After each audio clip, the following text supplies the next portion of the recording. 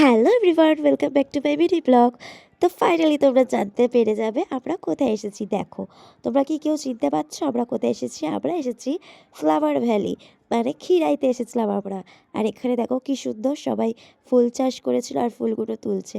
আর এখানে না সব থেকে বেশি গাঁদা ফুলই চাষ করেছিল। আর শুধু ফুলই না, কিন্তু এখানে ফলও চাষ করা হয়, মানে বাঁধাকপি চাষ করা হয়, ব্রোকলি, তারপরে অনেক মূলো, অনেক কিছু চাষ করা হয়।